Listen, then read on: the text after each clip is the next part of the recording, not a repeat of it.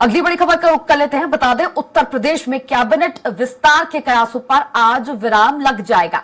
शाम 5 बजे राजभवन में योगी सरकार का पहला मंत्रिमंडल विस्तार संभावित है। बता दें, हाल ही में निर्वाचित एमएलसी द्वारा दारा राज सिंह चौहान, सुभाषपा चीफ ओम प्रकाश राजभर, आरएलडी विधायक राजपाल बालियान और सबसे बड़ा चौंका देने वाला चेहरा आरएलडी विधायक अशरफ अली योगी कैबिनेट में शामिल हो सकते हैं। रामपुर भाजपा विधायक आकाश सक्सेना का भी नाम शामिल है। बीजेपी सूत्रों के मुताबिक इस मंत्रिमंडल विस्तार में 2 कैबिनेट मंत्री, 2 राज्य मंत्री और 1 स्वतंत्र प्रभार मंत्री को शामिल किया जाएगा। इसे लेकर इन सभी को फोन कर आज लखनऊ में रहने को कहा गया है। गौरतलब है कि बीते शुक्रवार को दिल्ली में बैठक हुई थी और सीएम योगी आदित्यनाथ ने राज्यपाल आनंदीबेन पटेल से मुलाकात की थी। तभी से यूपी कैबिनेट विस्तार पर कयास लगातार लगाए जा रहे थे।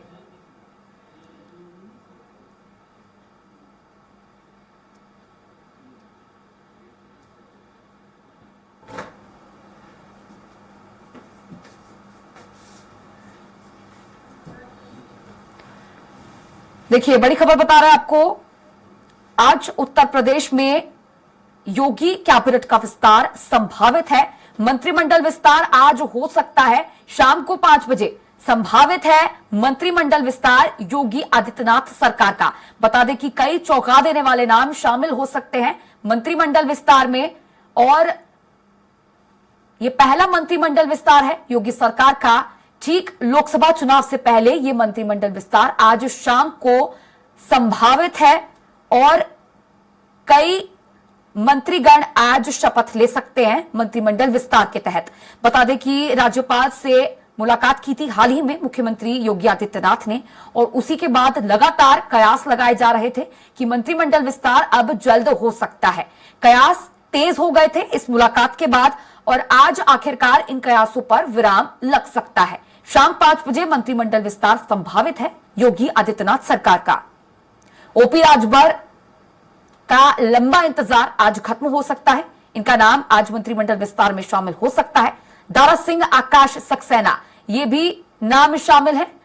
राजपाल बालियान, अशरफ अली, ये एक सबसे बड़ा चेहरा है, चौंका देने वाला। आरएलडी कोटे से 2 लोगों को जगह मिल सकती है और इसी के तहत आज योगी कैबिनेट का विस्तार संभावित है।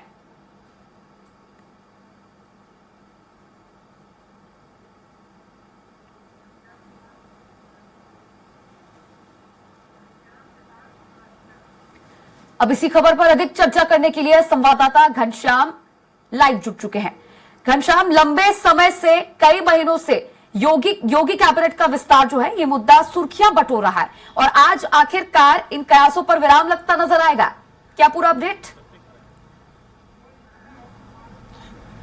बिल्कुल टिसा, आज वो अंतिम दिन है जिसका कयास पिछले 9-10 महीनों से लगाया जा रहा था। पिछले अगर 9-10 महीनों की बात करें तो कई बार ये मामला सुर्खियां बनता दिखाई दिया। कई बार ये मामला बड़ा उठा कि जो है मंत्रिमंडल विस्तार होगा, अंतिम रूप दिया जा रहा है, प्रस्ताव पे चर्चा हो रहा है, नाम चला गया है राजभवन तक।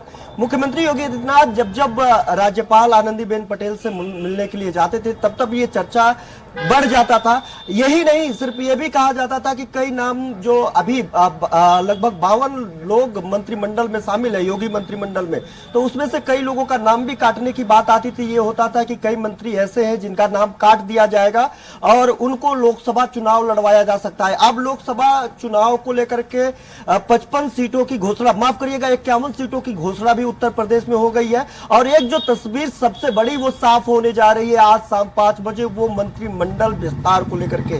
अब वो अंतिम वक्त आ गया है। कुछ ही देर बाद आज शाम जो है इसको लेकर के तैयारियां शुरू कर दी गई है। कुछ देर बाद लोग राजभवन पहुंचना शुरू कर देंगे और राज्यपाल आनंदीबेन पटेल अभी बाहर है। उनका भी चापर लगभग 3 बजे तक राजधानी लखनऊ वापस आ जाएगा। वैसे उनको आने का जो वक्त पहले से तय था वो शाम को 5:30-6 बजे के बाद था लखनऊ वापस आने का, लेकिन मंत्रिमंडल विस्तार के चलते उनकी जो बाहर का कार्यक्रम लगा हुआ था वो 3 बजे तक वापस राजधानी लखनऊ आ जाएगी। 5 बड़े नाम, 5 बड़े चेहरे फिर से योगी मंत्रिमंडल में शामिल करने की बात की जा रही है। उसमें से दारा सिंह चौहान, जो अभी हाल ही में घोसी से उपचुनाव हार करके पहुंचे हैं, एमएलसी बने हैं, फिर बनाए गए हैं, उनको मंत्रिमंडल में शामिल किया जाएगा।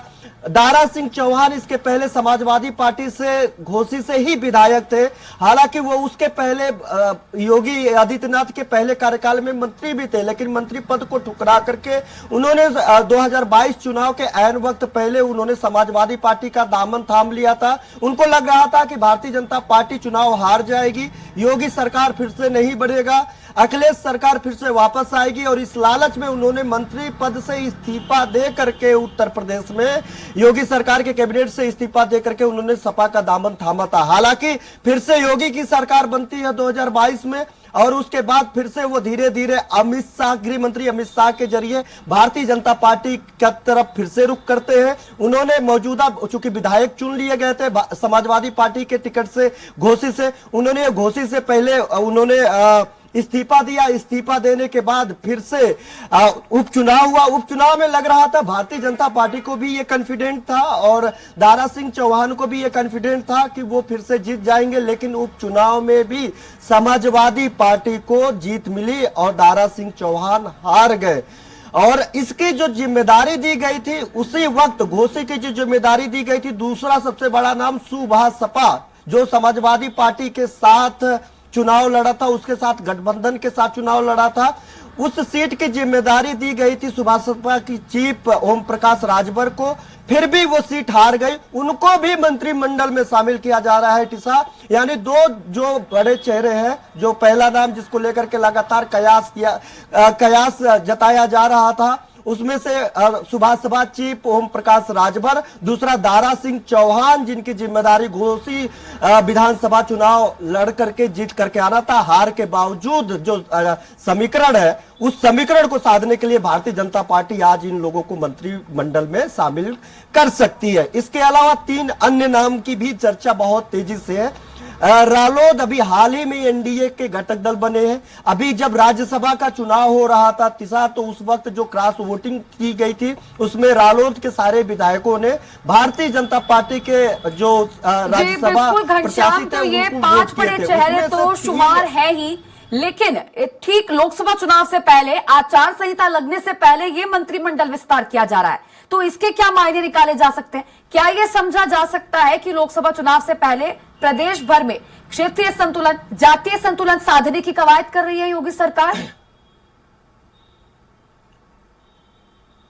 बिल्कुल निश्चित तौर पे ये तो बात तो सही है कि इसमें इस बात को कभी भी दरकिनार नहीं किया जा सकता है कि जब भी मंत्रिमंडल के समीकरण को देखा जाता है, कैबिनेट के समीकरण को देखा जाता है, सीटों के बंटवारे के समीकरण देखा जाता है, तो उसमें जातिगत, दलगत, राजनीतिगत और क्षेत्रीय बातों को बड़ा ध्यान से, उसको बड़ा बारीकी से किया जाता है। भले ही भारतीय जनता पार्टी सबका साथ सबका विकास और जाति के इतर बात करती हो, लेकिन जब भी वो टिकट देती है, जब भी वो मंत्रिमंडल में किसी को साबित करती है, तो सभी दल को, सभी क्षेत्रीय लोगों को, सभी जाति के लोगों को समीकरण साधने में कोई कोर कसर नहीं छोड़ती। लोकसभा चुनाव के ऐन वक्त पहले ये इसलिए भी बेहद बहुत जरूरी था कि लोकसभा चुनाव के में जाने के पहले 2 सबसे बड़े दल जो उत्तर प्रदेश में जो साथ में आए हैं तिसा, उसमें ओम प्रकाश राजभर है और रालोद है, राष्ट्रीय लोक दल है, जो दोनों लोग समाजवादी पार्टी के सहयोगी घटक थे, उन्होंने छोड़ करके आए। अगर इनके लोग अगर मंत्री नहीं बनेंगे तो जो आगामी 2024 लोकसभा चुनाव मिशन 80 उत्तर प्रदेश में भारतीय जनता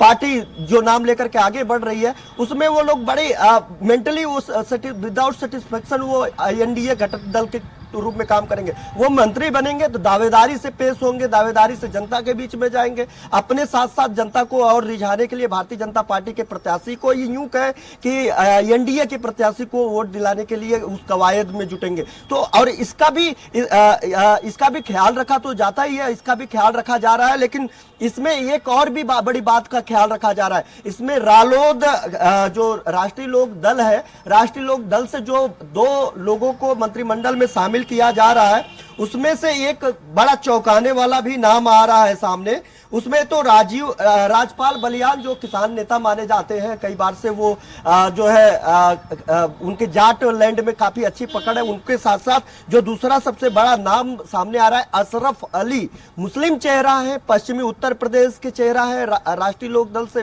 विधायक है, उनको भी मंत्रिमंडल में शामिल किया जा सकता है। दानिश अली आजाद के अलावा अभी उत्तर प्रदेश में मंत्रिमंडल में कोई भी मुस्लिम चेहरा योगी मंत्रिमंडल में नहीं है। अशरफ अली रालोद के रास्ते इस मंत्रिमंडल में शामिल हो सकते हैं। ये जी बिल्कुल घनश्याम, तो कुल मिलाकर अब देखने वाली बात होगी कि मंत्रिमंडल विस्तार में क्या कुछ निकलकर सामने आता है और किन चेहरों को मौका दिया जाता है। शुक्रिया आपका जुड़ने के लिए और विस्तार से जानकारी साझा करने के लिए।